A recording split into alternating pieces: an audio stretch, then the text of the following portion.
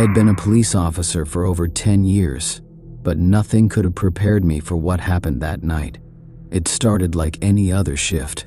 I was sitting in my patrol car, sipping lukewarm coffee and listening to the crackling radio.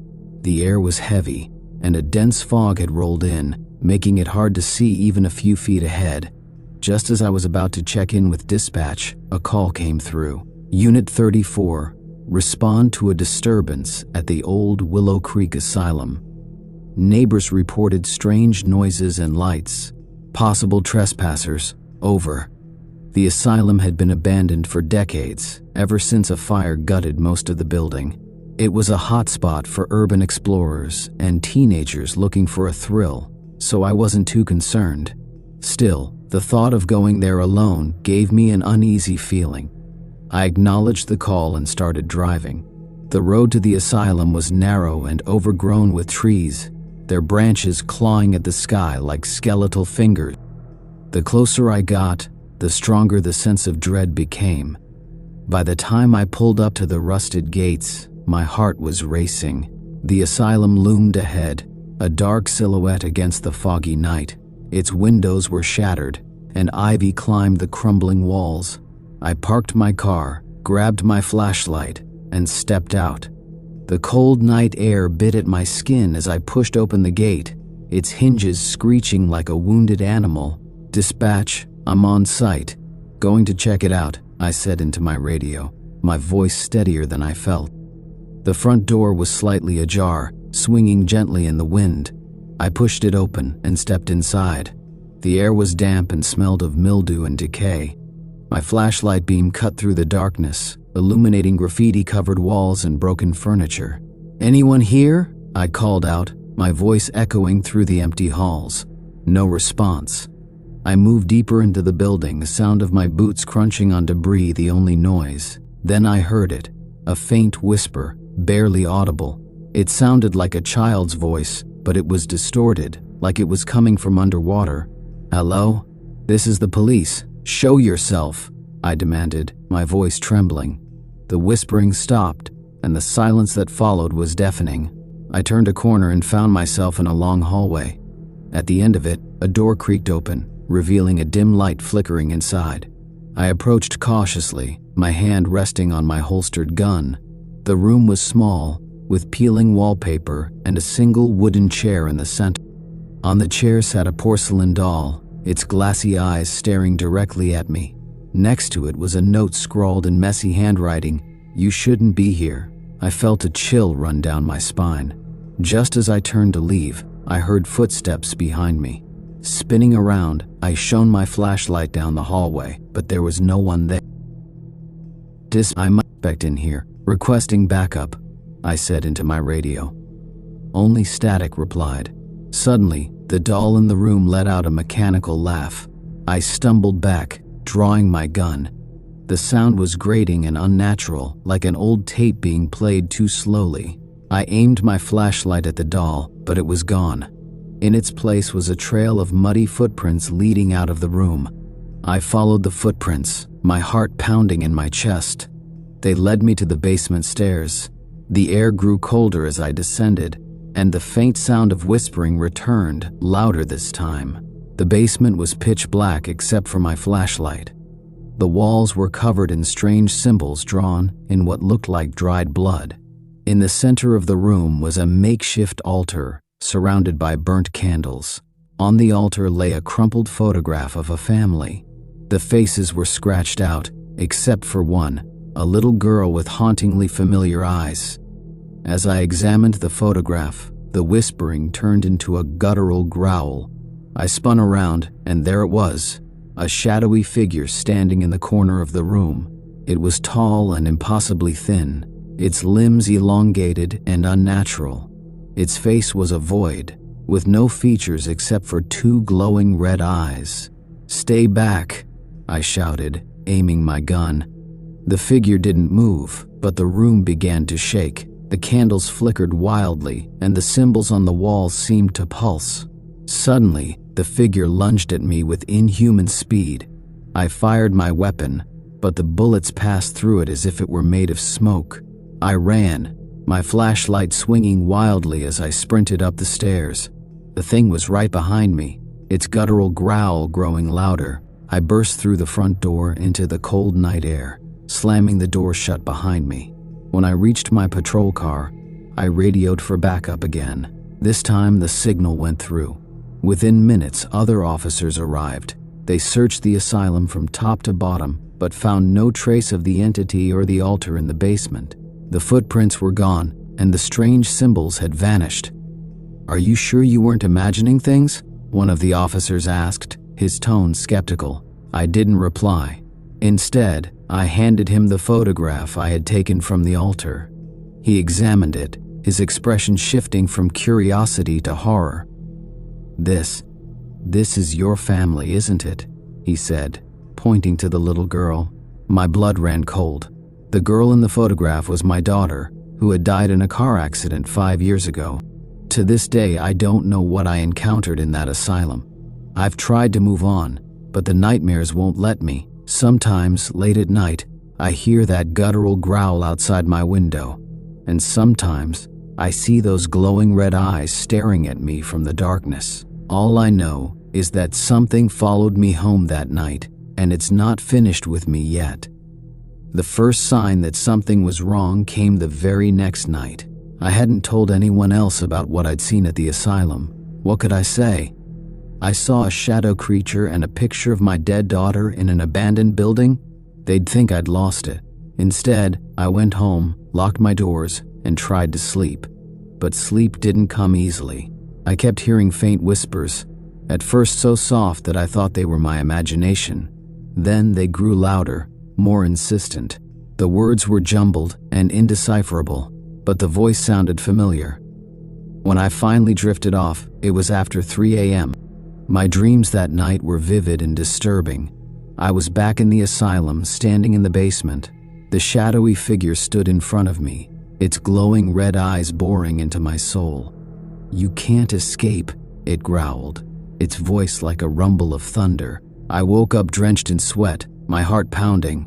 The room was dark, but something felt off. I reached for my bedside lamp, but before I could turn it on, I noticed a shape in the corner of the room. It was small, about the size of a child. "Emily?"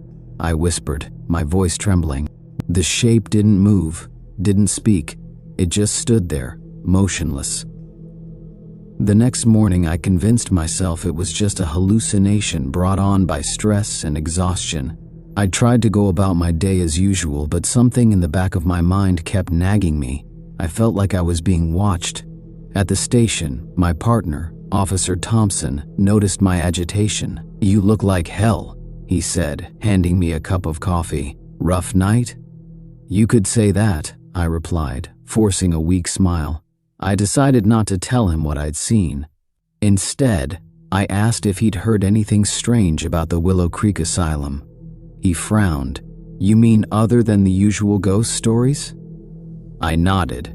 "Well," he said, leaning in, "there's a rumor that the asylum was shut down after some experiment went wrong. Something about the patients being used for tests they didn't consent to.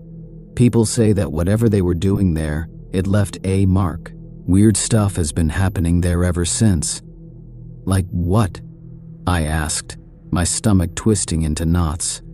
"People who go there sometimes don't come back, or if they do, they're not the same, like they brought something back with them." That night, the whispering started again. This time, it wasn't faint, it was loud and clear, as though someone was in the room with me. "You let it out," the voice hissed. I bolted upright in bed, my flashlight in hand. The room was empty, but the air felt heavy. I grabbed my phone and dialed Thompson. "Hey, it's late," he said groggily when he picked up. "I need you to come over," I said, my voice shaking. "Why? What's going on?" "I don't know how to explain it, but I think something followed me from the asylum." He was silent for a moment, then to my relief, he agreed to come over. When Thompson arrived, I told him everything. At first, he looked at me like I was insane, but then the TV turned on by itself. The screen flickered with static, and a distorted voice echoed through the room. "You can't run. You can't hide." Thompson stared at the screen, his face pale. What the hell is that? Before I could answer, the room went ice cold. A shadow began to form in the corner, growing taller and darker with each passing second. It was the same entity I'd seen at the asylum. "We have to get out of here," Thompson said, his voice barely above a whisper. But before we could move, the entity lunged at us. Thompson screamed, and I felt something cold and sharp graze my arm. I stumbled backward, firing my gun out of instinct. The entity dissolved into smoke, but its laughter lingered, echoing through the house. After that night, Thompson became my only ally. He helped me dig through old records, looking for anything that could explain what was happening. We learned that the asylum's final days had been shrouded in secrecy.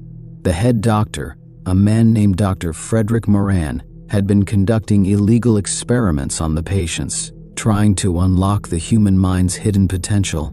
One patient in particular, a little girl named Clara, had been subjected to especially cruel treatment. She died in the fire that destroyed the asylum, but some records suggested that her spirit might have remained trapped there. "Do you think it's her?" Thompson asked one night, as we sifted through the files in the station's evidence room. "I don't know," I said, "but whatever it is, it's not human anymore."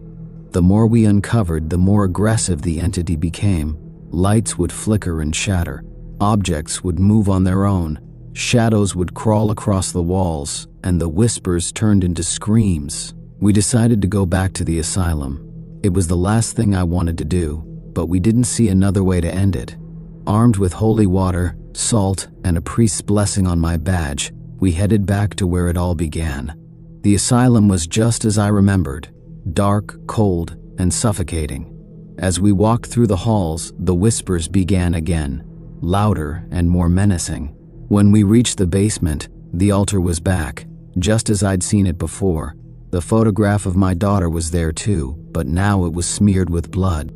The entity appeared, its red eyes burning with fury. "You can't stop me," it growled. "You don't belong here," I said, trying to sound braver than I felt. "Go back to where you came from." It laughed, a deep, guttural sound that made my skin crawl. We formed a protective circle with the salt, reciting prayers and commanding the entity to leave. It thrashed and howled, the room shaking violently. For a moment, it looked like it was working. The entity began to shrink, its form flickering like a dying flame. But then it spoke again, its voice filled with venom. "If I go, I'm taking her with me." Before I could react, it pointed at the photograph of my daughter. A surge of rage and desperation overtook me. "You're not taking her," I screamed. I grabbed the photograph and held it close, continuing to recite the prayers. The entity let out an ear-splitting shriek and dissolved into nothingness. The air in the room grew still, and the oppressive weight lifted. When we emerged from the asylum, the sun was beginning to rise, casting its golden light over the decaying building. Thompson looked at me, his face pale but resolute. "Do you think it's really gone?" he asked. "I hope so," I replied, though I wasn't entirely sure. Back at home, I noticed that the photograph of my daughter had changed. Her scratched-out face was now whole, her smile radiant. For the first time in years, I felt a sense of peace. But every so often, when the night is quiet and the shadows are long, I still hear the faint sound of whispering. Days turned into weeks, and life seemed to return to normal, at least on the surface. The whispers and cold spots were gone, and the oppressive feeling that had haunted me since the asylum had lifted. But deep down, I knew better. Things like that don't just end. Thompson and I stopped talking about that night. We figured it was better to move on and bury the memories. Still, I kept the photograph of my daughter close. It felt different now, lighter, almost warm to the touch, like a small piece of her spirit was with me. Then one evening, as I was clearing out some old case files at the station, I found a folder marked with a red 10th. I almost ignored it, but something made me pause. I opened the folder and froze. Inside were grainy black and white photographs of the asylum base. The altar was there, along with the symbols and candles.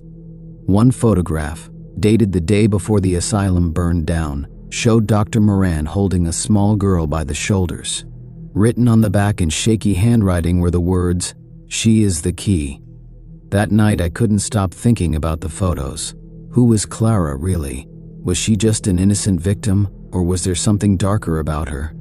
I couldn't shake the feeling that the entity's words, "I'm taking her with me," weren't just a threat, they were a promise. At 2 a.m. I woke up to the sound of my phone buzzing. It was a text from an unknown number. The message simply read, "You didn't finish it." My stomach dropped. I stared at the screen, hoping it was some kind of prank, but before I could respond, another text came through, "Come back." I stood up, my legs shaky, and turned on the lights. The air in my room felt wrong, heavy like it had in the asylum. That's when I noticed something that made my blood run cold.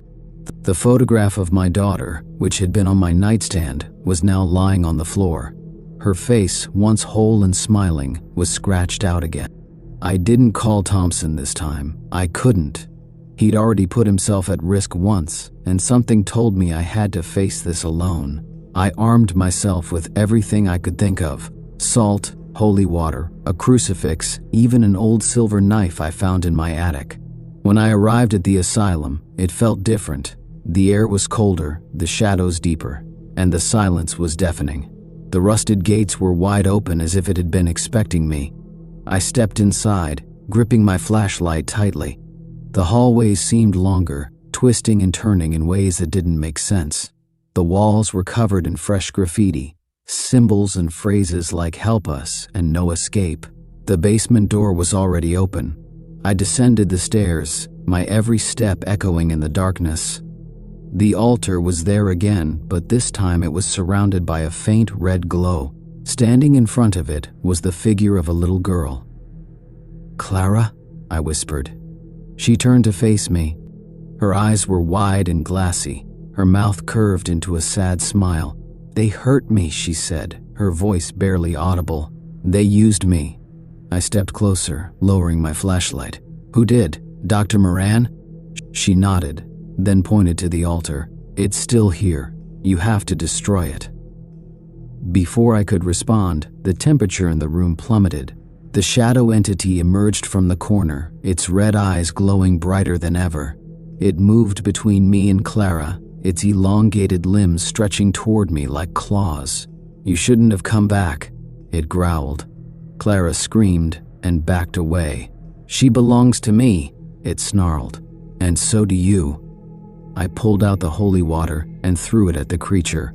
It let out an ear-piercing shriek as the liquid sizzled on its smoky form, but it didn't retreat. Instead, it lashed out, knocking me to the ground. The flashlight rolled away, leaving me in near-total darkness. I scrambled to my feet, grabbing the silver knife from my belt. Clara's voice cut through the chaos. "The altar!" she yelled. "Destroy it!" I stumbled toward the altar, the shadow entity hot on my heels. It roared in rage, its voice reverberating through the basement. I slashed at it with the knife, barely keeping it at bay. When I reached the altar, I saw the symbols glowing faintly, pulsating with an otherworldly light. The photograph of my daughter was there again, pinned to the altar with a rusty nail. With shaking hands, I doused the altar in holy water and began slashing at the wood with the knife. The entity let out an inhuman scream, its form twisting and writhing in the air. Clara appeared beside me, her hands glowing with a soft golden light. "I can help," she said.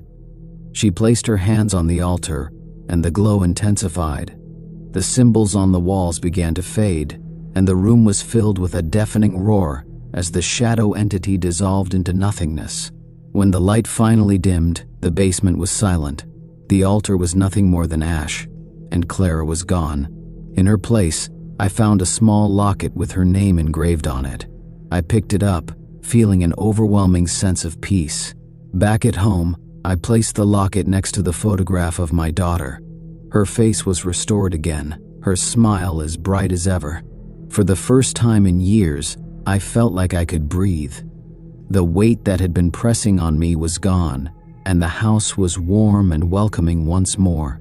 Though life has returned to normal, I sometimes think about the asylum, about Clara and what she endured, about the shadow entity and its obsession with me and my family. I wonder if it's truly gone or just waiting for another opportunity to strike. But for now, I have peace. And for the first time in years, I feel like Emily is at rest, watching over me. I've locked away the memories of that night, along with the case files from the asylum.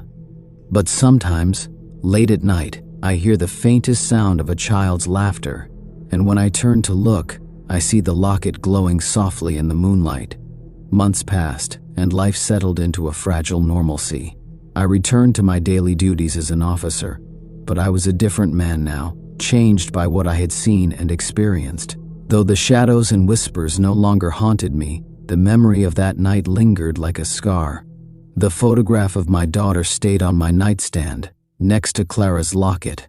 I never told anyone about what truly happened, not even Thompson, who seemed content to let the events fade into silence. We both knew some doors were better left closed.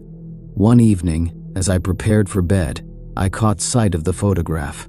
Emily's face was radiant, her eyes full of joy. The locket beside it shimmered faintly, and for the first time, I didn't feel sorrow when I looked at it. Instead, I felt peace. As I drifted off to sleep, a dream came to me.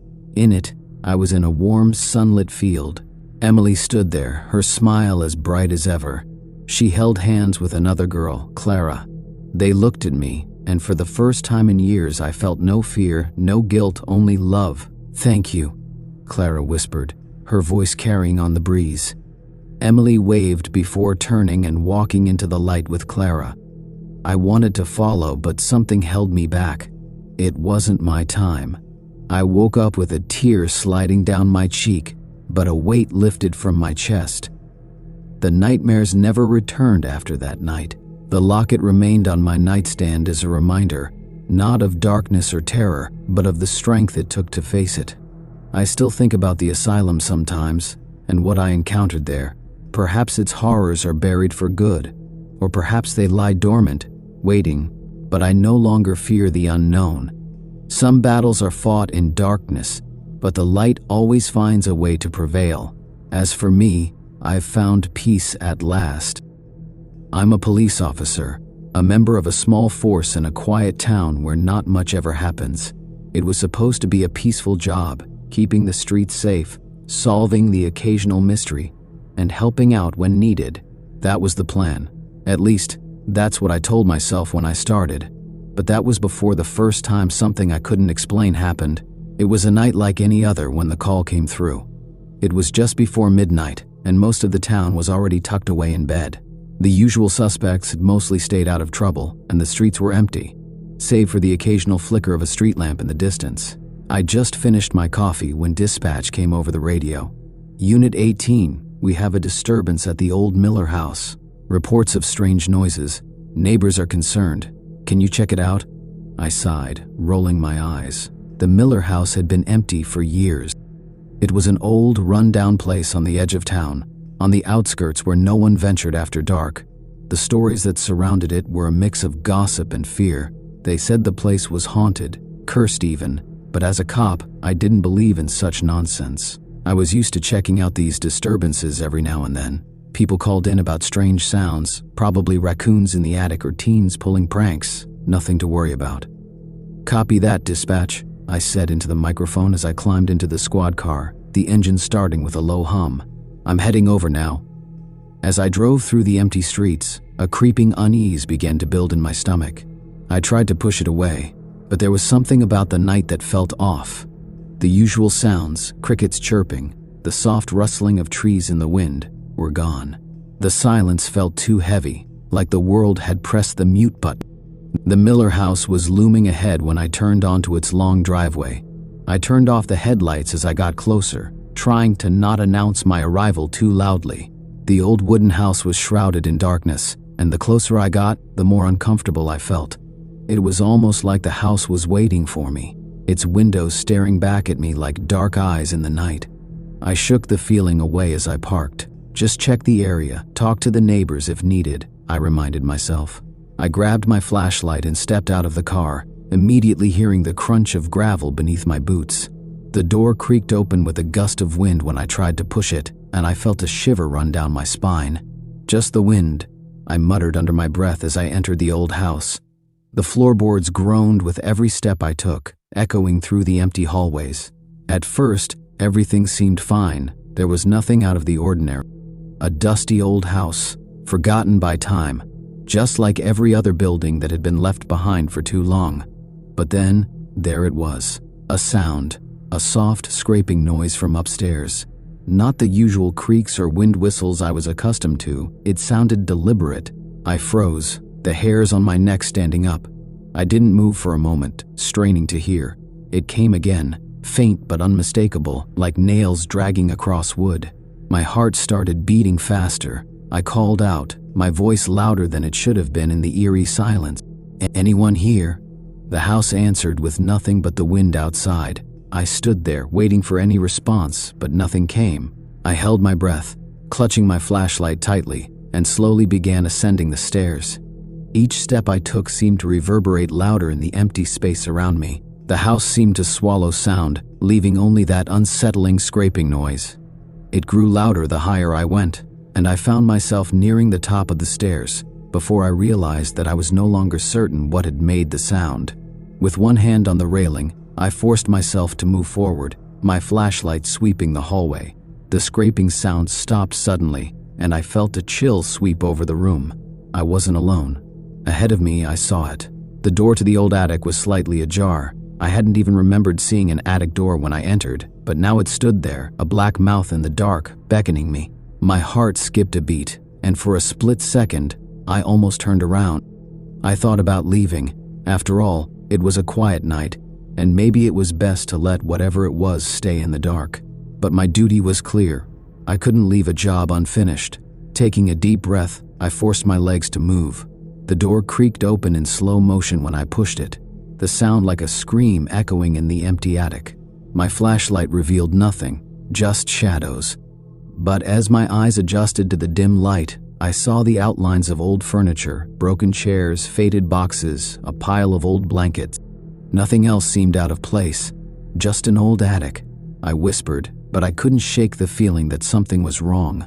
Something unseen was just out of view, watching from the corner. Slowly, I stepped inside, shining my light all around. And then, it came. A low whispering sound. It was indistinct at first, like someone was speaking far in the distance, but it grew louder. The language was foreign, like no words I had ever heard before. My chest tightened as the air in the room seemed to grow thicker, heavier. I turned around quickly to leave, but before I could reach the stairs, something stopped me. A shadow, a dark, twisting shape, appeared at the end of the hall. It was tall, and though I couldn't see its features clearly, it had an unmistakable presence. I could feel it. "Who's there?" I demanded, my voice shaking despite myself. The shape didn't move or speak, it just stood there, watching. And then, with a sudden burst of motion, it began to float toward me, hovering off the ground. I backed away, my mind racing. There was no way this could be happening. No way it could be real. The whispering grew louder, no longer a murmur. It was as if hundreds of voices, all speaking at once, were rising from the ground beneath me. "You can't leave." I snapped around, bolting down the stairs in a panic. The house seemed to close in around me, the walls stretching and narrowing. I could feel something behind me, reaching out, trying to pull me back. But I wasn't going to stay. With every ounce of strength, I ran to the door, throwing it open and slamming it behind me as I sprinted out into the driveway. The chill night air slapped against my face, and the whispers faded into the night. I didn't stop running until I got back to the car, my hands trembling so badly that I barely managed to start the engine. As I sped out of the driveway, I glanced in the rearview mirror once, expecting to see something, but there was nothing. It wasn't until I returned to the station that I allowed myself to breathe again. Everything seemed normal once I was back in the familiar surroundings of the police station, but in the back of my mind, the question lingered: what did I just experience? There was no logical explanation for it. The voice, the shadow, the scraping noise, it couldn't have been real. Or maybe it was. The next few days were a blur. I tried to focus on my regular duties, putting the strange incident behind me. I even convinced myself it was nothing more than my imagination, a result of being overworked. But deep down, I couldn't shake the unease. Every time I passed the Miller house, I couldn't help but glance over. The place still looked abandoned, nothing seemed out of the ordinary, but it wasn't just the house that unsettled me. It was everything. I began to feel like I was being watched, like a pair of unseen eyes followed me wherever I went. And at night, when I lay in bed, I could hear faint whispers in the back of my mind, as if they were trying to claw their way to the surface. One morning, I got a call from my partner, Officer Dixon. He was an old friend, someone I'd trusted for years. I was hoping for some comfort, but when he spoke, his voice was strained, uneasy. Hey, you there?" he asked, his voice thick with hesitation. "Listen, you know how I thought you were just overreacting about the Miller house?" "Yeah, I don't think I can say that anymore." "What's going on?" I asked, sitting up straight, all sleep drained from my body. "You remember how we were supposed to check it out next, right? A couple of nights ago?" he continued.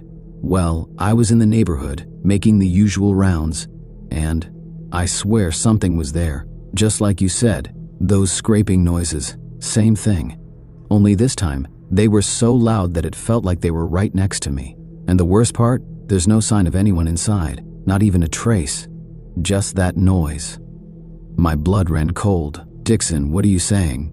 You're not going to believe me, but it's the house. I saw something too, right in the window. There was someone there, but when I got closer, there was no one at all." I stared at the phone, gripping it so tightly my knuckles turned white. It wasn't just me. "I'll come to meet you," I said, hanging up before I could think about it. I had to go. I needed answers, even if the truth was something I didn't want to face. When I arrived, Dixon was waiting for me outside the station, looking pale and jittery. I could see he hadn't gotten much sleep either. "I don't like this one bit," he muttered, his eyes darting back and forth. I nodded. "You think it's haunted?" He laughed nervously, but it was hollow, like even he wasn't sure what to believe anymore. "Honestly, I don't know. But I've been working this beat for years and I've never heard anything like this before. It's not natural." As we drove toward the Miller house together, the air felt heavy, suffocating. The wind had picked up, blowing the branches of nearby trees in a slow, eerie dance. My heart pounded in my chest as we reached the house once again. "Just go in," I told Dixon, trying to steady my voice. "No way," he shot back, shaking his head. "I saw something, some shadow moving up there. It wasn't right." "Then what?" I asked, feeling my pulse race. "What are we going to do?" "I don't know," Dixon replied, "but I'm not going in alone." We stood in silence for a moment, exchanging uncertain glances before slowly heading toward the front door. The whole house seemed to groan beneath our steps, creaking as if protesting our arrival. It felt alive. It was as if it didn't want us here. We pushed the door open, and just like the night I had first visited, it creaked, its hinges crying out into the darkness. The interior smelled stale, like decaying wood and old dust. Our flashlights cut through the thick air as we carefully made our way up the stairs. And that's when it happened. The scraping noise started again. Scrape. Scrape. Scrape. Both of us froze. The sound was unmistakable. Louder this time. More aggressive. It came from just above us. From the attic. "I knew it," Dixon whispered, his breath shaky. I nodded but said nothing.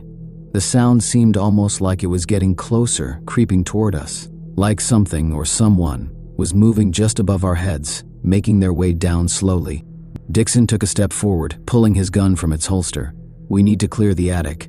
My heartbeat hammered in my ears as I gestured for him to lead the way. This time, I could hear my own breathing, ragged and sharp, as we approached the attic door. As if our presence somehow stirred whatever was hiding in the shadows above. I could feel something waiting on the other side, just out of sight. When Dixon slowly turned the doorknob, a cold draft washed over us. The door creaked open and then stopped abruptly, as if something heavy were pressing against it from inside. He didn't wait for my signal. He kicked the door open and rushed in, the light of his flashlight sweeping across the room. What we saw, I'll never forget. The attic was empty. No boxes, no old furniture. It was just a void, empty, cold, dark, but it wasn't the empty room that shook us. It was the shape. the tall, thin shadow standing in the far corner. For a moment, I thought I had imagined it, but then the shape moved toward us, silently, too fast to be real. "What the hell is that?" Dixon choked, stepping backward, his gun shaking in his hand. I couldn't answer. I couldn't move. My mouth went dry as the shape came closer, revealing nothing. No face, no hands, just a silhouette that was impossibly dark, its very presence sucking the light around it. The scraping noise grew louder, closer, more desperate now, as if whatever it was had been trying to get to us this entire time. I grabbed Dixon, pulling him toward the stairs, my mind scrambling for some kind of explanation, but all I felt was terror. I don't know how we made it out, but we bolted from the house and didn't stop until we were in the safety of the squad car. Once again, we looked at each other in stunned silence. "That's no ghost, Dixon," I said quietly. "It's something else, or something worse." We had no answers, but one thing was for sure, we weren't going near that house again. The days that followed were a haze of unease. I found myself unable to sleep without the image of that shadow creeping back into my thoughts. Neither Dixon nor I spoke about the Miller house again. It was like we had entered into some unspoken agreement that it was better left forgotten, but I know better now. Whatever we saw, whatever we felt in that place, it wasn't going to let us forget, and I fear it's not done with us yet. Weeks passed since Dixon and I had escaped the Miller house, but I could feel the darkness closing in, its weight never truly leaving. The haunting whispers still echoed through my mind at night, twisting their way into my thoughts, reminding me of that twisted shape that watched from the corner of the attic. I told myself it was over, that I could move on, just like every other mystery in this town. But deep down, I knew the truth. Whatever we had seen was still out there, and I wasn't sure how much longer I could keep running from it. It was a Thursday night, just another routine shift when dispatch gave me a call, but this one wasn't like the others. "Unit 18, we need you at the Miller house. We have another report of strange noises." "Again," came the crackling voice over the radio. My blood ran cold as those words hit me. I couldn't ignore it. There was something pulling me back to that place. A feeling deep down that if I didn't confront it now, it would keep haunting me forever. "I'm heading over now," I replied, my voice betraying none of the fear I was feeling inside. I drove to the Miller house once more, every mile a pounding reminder of what had happened there. My hands clenched the steering wheel so tight that my knuckles turned white. The air felt thicker than it ever had before, and the shadows along the side of the road seemed to stretch longer, reaching out for me. When I arrived, it was worse than I'd ever expected. There were already police vehicles at the scene, their lights flashing erratically in the night. I pulled up beside them, stepping out of the car with dread curling in the pit of my stomach. A new officer greeted me. His face was pale and drawn. "It's bad, sir," he said, his voice shaking. "Real bad. You were the one who responded to the house a few weeks ago, right?" I nodded grimly, feeling my heart drop as I followed him inside. "What's happened?" "There's no other way to describe it. People saw things, disappearing, weird shadows that shouldn't be there," he said, his voice tight with fear. "Some of them. They saw something moving inside the house, like something was watching them, even though they knew no one else was in town there." My throat felt dry. "What else did they say?" He swallowed hard. "Some of them heard voices too, not just normal voices. They're calling for help. People inside the house, like trapped in another time or something." My skin crawled. We walked through the house, and it felt alive. The silence was oppressive, like the entire structure was holding its breath, waiting. Every corner felt like a threat. As we made our way up the stairs, the familiar scrape echoed through the walls. It had returned. And this time, I wasn't about to back down. I didn't bother announcing my presence as I approached the attic. It wasn't about being subtle anymore. This was the moment. This was my last chance to confront whatever had taken hold of that place. When I opened the attic door, I wasn't prepared for what I saw. It wasn't empty. The same shape stood there, only now it was different. The darkness had twisted, manifesting itself in the form of people, figures, their faces twisted in agony. Their eyes were wide with terror, and their mouths were open in silent screams. They appeared in flickering glimpses, like reflections in a broken mirror, flickering in and out of view. The air was thick with their suffering. It felt like 1,000 souls were crammed into that room, all longing for release. The shadows stretched impossibly long, shifting around me like they were alive.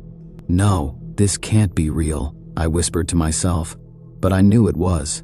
The figure at the far end, the one I recognized as the presence from before, began to shift toward me. Its form seemed to be made from the very shadows that filled the room, a twisted being that no human eyes should behold. "You should not have come back," a voice whispered. Not a voice I recognized, it was countless voices, all talking at once, as if the house itself was speaking. "We have waited so long." The room seemed to close in, the shadows pressing on every side, suffocating me. I tried to move, to retreat, but something held me there, as if the very walls of the house had come to life, trapping me in its grip. I couldn't breathe, couldn't think. I was surrounded by endless darkness. I pulled out my flashlight, turning it toward the figure as I backed away. The beam of light flickered and dimmed, barely cutting through the thick air. The whispering voices grew louder, pressing in from every corner. "You're too late," the figure rasped, its shape deforming in the shadows. "This house will claim you too." I felt my mind racing, thoughts desperately scrambling for a solution. I can't let this happen again. I can't let it take me like it took the others. Then it hit me. I remembered the stories, the whispers about how the house fed off fear. It consumed those who were weak, who let it get inside their minds. But there was a way to fight it. There was a way to end this madness for good.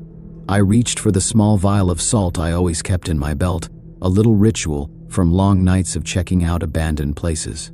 Desperation fueled my actions as I threw the salt in the air, shouting, "Leave! You don't have power here." The shadows screeched, recoiling back like fire meeting water. The walls shook, and I could hear the sound of old wood cracking under pressure. It was working, but I couldn't stop. Not yet. I forced myself to remember my training, the lessons I'd learned in moments of crisis. Focus, resolve, strength. "Leave this house, now!" I yelled at the top of my lungs, hoping that my voice was enough to break the curse. For a moment the shadows stopped. There was a profound stillness, and for one terrible moment, I thought it was over. But then, the scraping started again, louder, angrier than ever before. It sounded like it was coming from beneath the floorboards, from the very core of the house. And the voices, they were louder too. Suddenly, the floor beneath me splintered. The room was spinning, and I realized that something much larger was about to emerge. "I have to get out," I thought frantically. Now, I didn't think. I just ran. I sprinted for the stairs, feeling the ground shudder beneath my feet. The house was alive, its pulse racing faster. With every step, the shadows reached out to stop me. I could hear the dark whispering words I couldn't understand, words meant to keep me here forever. But I was already out, stumbling onto the porch. I barely managed to make it down the front steps as the whole house seemed to scream in fury behind me. It was over. For now. The house was still standing when I looked back, the shadows within it dark and thick like a deep, bottomless pit. But something told me that the house hadn't given up. Not completely. It might have retreated, but for how long? It's been months since that night. I haven't been back to the Miller house, and I don't plan to. Some things, once seen, can't be forgotten. Every so often I feel that cold, gnawing sensation at the back of my mind, as if whatever I encountered there is still lurking, still waiting to finish what it started. But I know one thing, there's a fine line between the living and the dead, and sometimes what's waiting on the other side is far worse than we could ever imagine. I still remember the first night it happened. It's been years, but it feels like it happened just yesterday. As vivid in my mind now as when I first walked into that eerie case. I was just a rookie cop at the time, 1 year on the job, thinking I had seen enough to handle any kind of situation. You know the drill: petty thieves, car accidents, domestic disputes. Those cases were routine.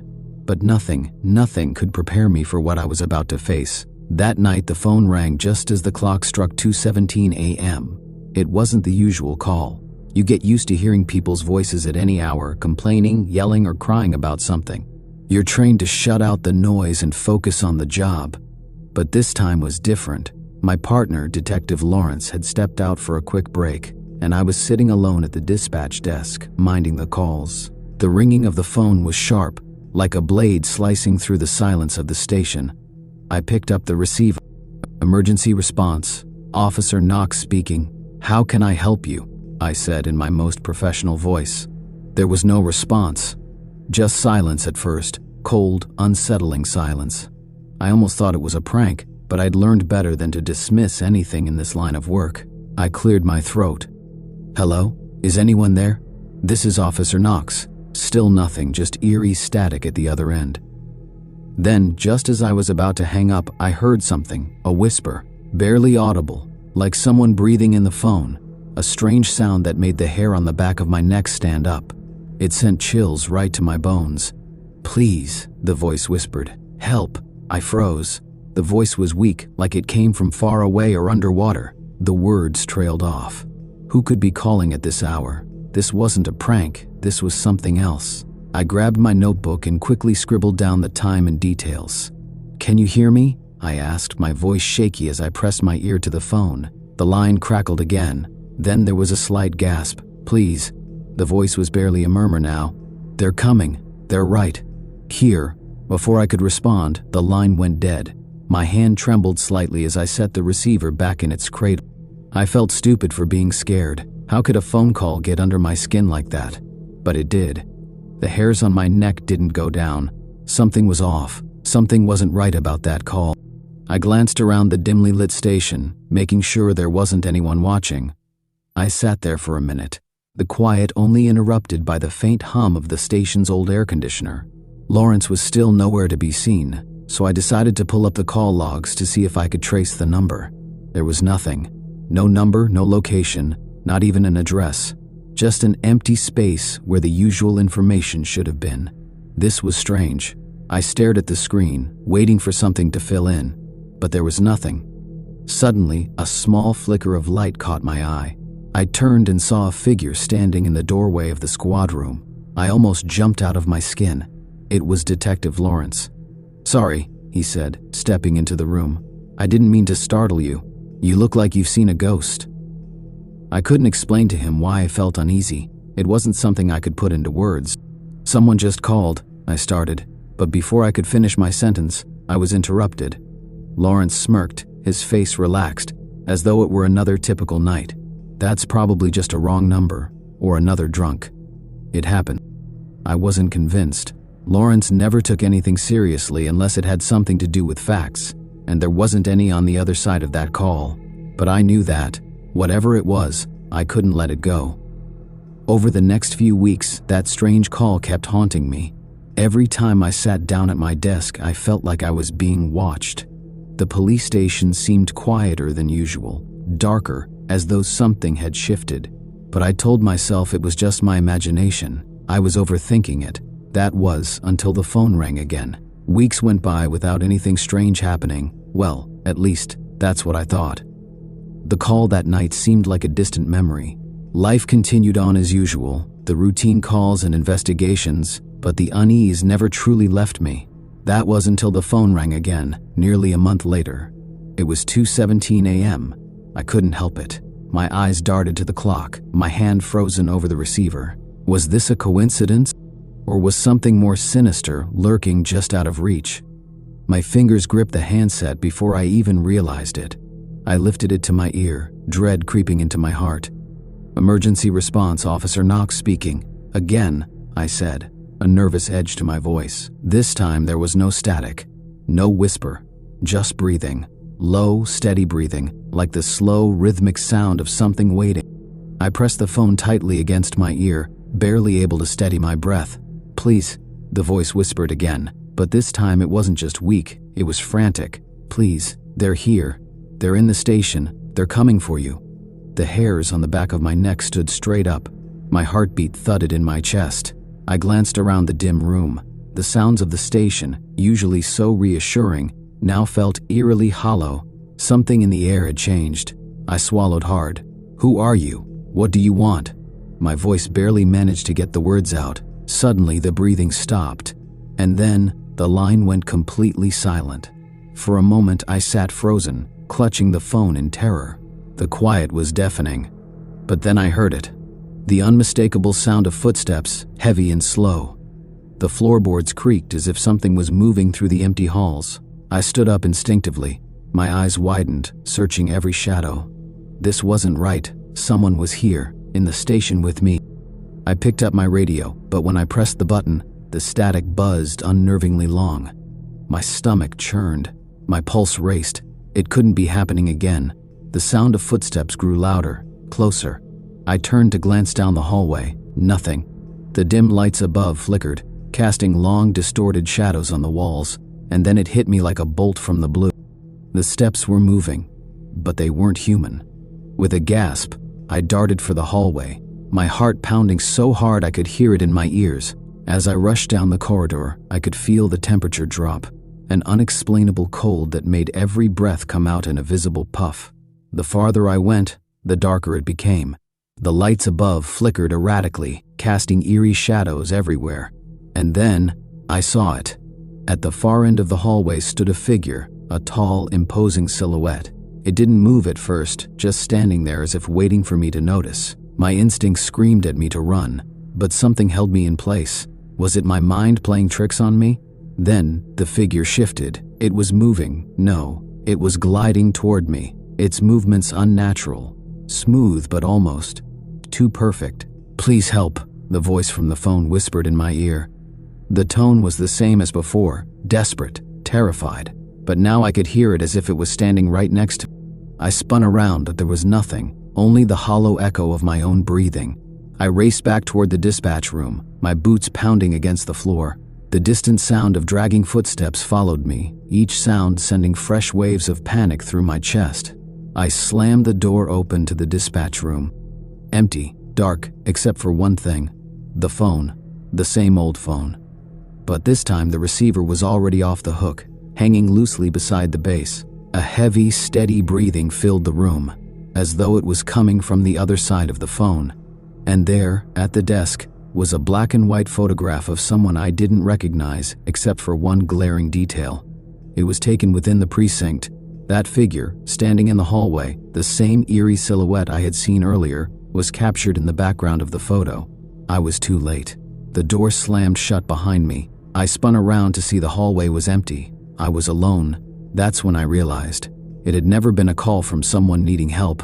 The voice had come to warn me about what had already started, the entity that haunted this place. This being didn't want me to help. It wanted me to become part of its collection, part of its tortured game. The silence I had first dismissed as static, the cold air and the footsteps, they were part of a far more sinister pattern. I could no longer separate the calls from the real world. What I once thought was the boundary between the two worlds had vanished. The station, the office, everything was a veil between this world and whatever that thing was. And there was no escape. The last thing I remember before the light in the hallway flickered and then went dark was hearing that voice one last time, soft but unmistakable. "Well,